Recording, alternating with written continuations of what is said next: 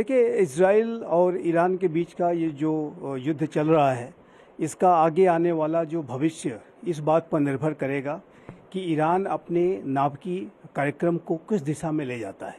यदि वो अपने नाभिकीय कार्यक्रम पर लगाम लगा लेता है और अमेरिका के साथ जो नई डील की जो बातचीत चल रही है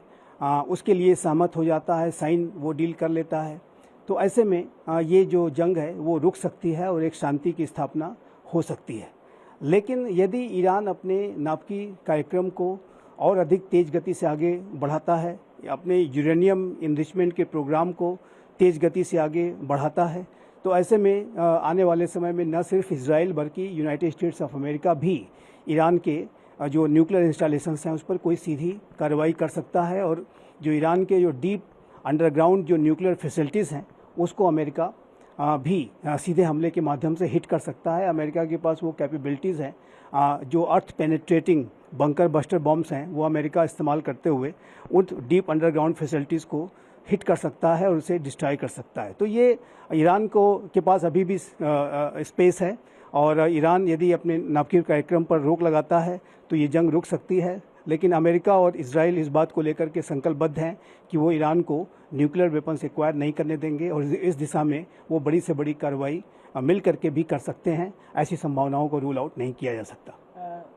कहीं ना कहीं इजराइल और ईरान का जो ये कॉन्फ्लिक्ट वॉर चल रहा है, इससे मिडिल ईस्ट में तनाव बढ़ गया है और G7 की तरफ से भी ये बयान जारी हुआ है कि हम ईरान को न्यूक्लियर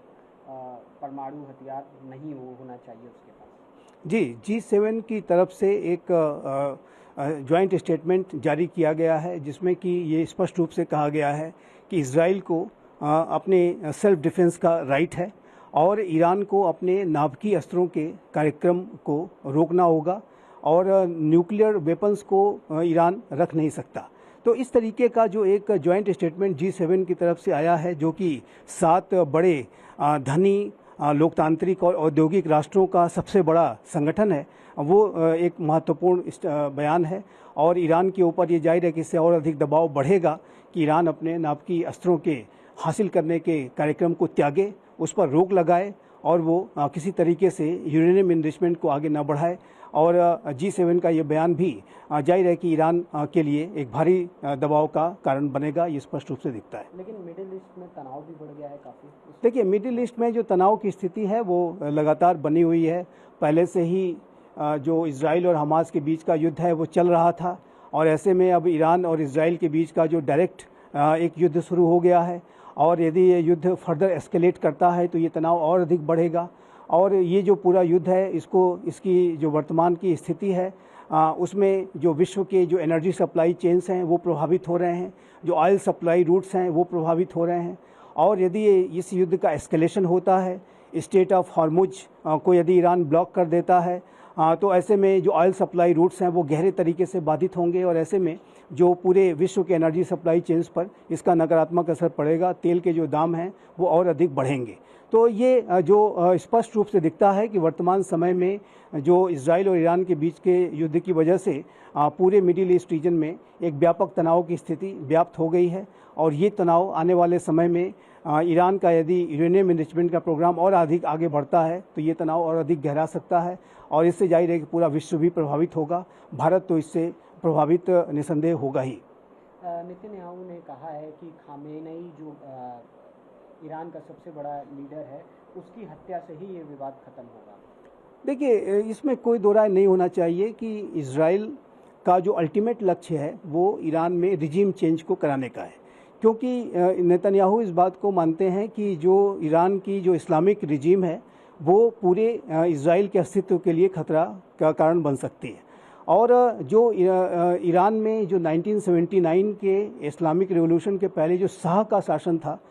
उसके तरह से वहाँ पर वो शासन स्थापित करने की मंशा इजराइल भी रखता है और अमेरिका भी रखता है और दोनों ही इस बात को की कोशिश करते हैं कि ईरान में किस तरीके से ये जो इस्लामिक शासन है वो समाप्त हो, वहाँ पर लोग रिजीम चेंज करें और इसके लिए दोनों प्रयास करते हैं। तो ये बेंजामिन नेतन्याहू का ये उसमें ये मानना है कि यदि सुप्रीम लीडर अयातुल्लाह खामनेई को एलिमिनेट कर दिया जाता है तो ऐसे में रिजीम चेंज को कराने में आसानी होगी। लेकिन ऐसी रिपोर्ट्स हैं कि डोनाल्ड ट्रंप ने ऐसे किसी भी प्लान पर इजराइल को एक्शन लेने से रोका है क्योंकि इस समय अमेरिका और ईरान के बीच में एक न्यूक्लियर डील नेगोशिएट हो रही है, और यदि ये ईरान इसके लिए मान जाता है तो संभव है कि इजराइल को ऐसा किसी बड़े ऑपरेशन को करने में अमेरिका उसे गो हेड न दे और उसको इस पूरी प्रक्रिया करने से रोके। लेकिन इसमें कोई दो राय नहीं होना चाहिए कि इजराइल का जो अल्टीमेट गोल है वो ईरान में रिजीम चेंज को कराने का है, और इसके लिए जो इजराइल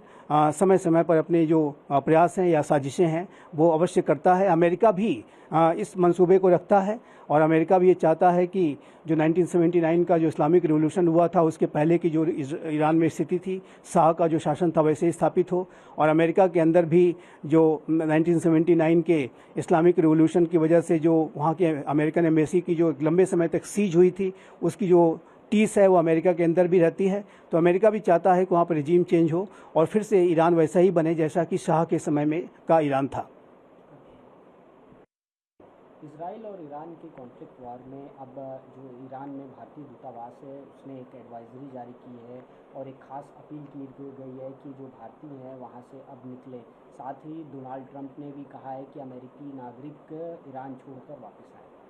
देखिए, ये बात बिल्कुल स्पष्ट है कि इजराइल और ईरान के बीच की जो स्थिति है इस समय युद्ध की, वो भयावह रूप ले सकती है, और भी अगर इस पूरे युद्ध का एस्केलेशन होता है तो इसमें बड़ी संख्या में जो आम लोग हैं वो मारे जा सकते हैं। तेहरान में जो विशेष रूप से स्थितियां काफ़ी विकट हो सकती हैं, और ऐसी आशंकाओं को ध्यान में रखते हुए, इस युद्ध के एस्केलेशन की आशंकाओं को ध्यान में रखते हुए भारत ने भी अपने नागरिकों को एडवाइजरी जारी की है कि वो जल्द से जल्द तेहरान छोड़ दें। उसी तरीके की जो एडवाइजरी है वो अमेरिका ने जारी की है। डोनाल्ड ट्रंप ने स्वयं इस बात को जब G7 के वो सम्मेलन से पूर्व निर्धारित जो कार्यक्रम के पहले ही वो जब वापस आ रहे थे तो उन्होंने अपने सोशल मीडिया ट्वीट में कहा कि अमेरिकी नागरिकों को तुरंत ही तेहरान छोड़ देना चाहिए, क्योंकि तेहरान में जो स्थितियां हैं वो विकट हो सकती हैं, और यदि आम नागरिक उसमें हताहत होते हैं तो जाहिर है कि वो पूरे अमेरिका के लिए भी, भारत के लिए भी, जहाँ कहीं के भी नागरिक है उस राष्ट्र के लिए बहुत ही चुनौती की स्थिति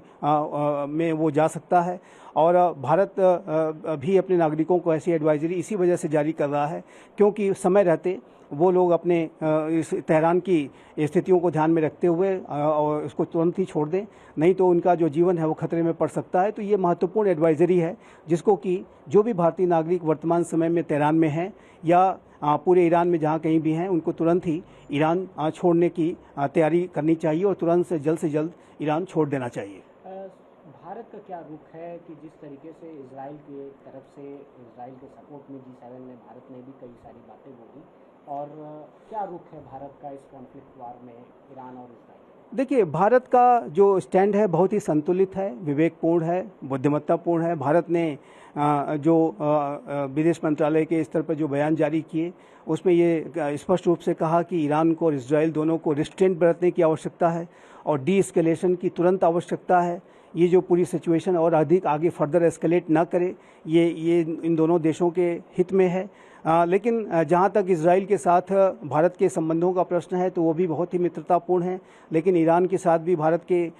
एक सिविलाइजेशनल टाइज़ हैं और भारत ईरान का भी एक सहयोगी और मित्र राष्ट्र है और वहाँ पर चाबहार का पोर्ट भी हम बना रहे हैं। तो दोनों ही राष्ट्र भारत के मित्र राष्ट्र हैं और इसी वजह से भारत का जो दृष्टिकोण और सलाहकारी जो बयान है वो यही है कि दोनों डी एस्केलेट करें, तुरंत ही इसको डी एस्केलेट करें, आगे इसको फर्दर न बढ़ने दें और रिस्ट्रेंट बरतें। लेकिन जहाँ तक ईरान के न्यूक्लियर प्रोग्राम का प्रश्न है तो भारत ने पहले भी ईरान के न्यूक्लियर प्रोग्राम को लेकर के IAEA के अनेक रेजोल्यूशंस में ईरान के विरुद्ध वोट किया था और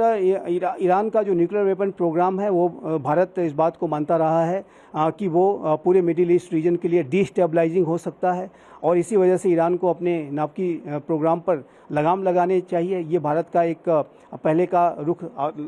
हमेशा से रहा है और भारत ये चाहता है कि जो वहाँ पर सिचुएशन बनी है वर्तमान समय में उसका जो समाधान है वो नेगोशिएटिंग टेबल पर बातचीत के माध्यम से दोनों राष्ट्र निकालें, रिस्ट्रेंट बरतें और किसी भी तरीके का ऐसा स्टेप न लें कि जिससे कि जो पूरी सिचुएशन है वो और अधिक एस्केलेट करे।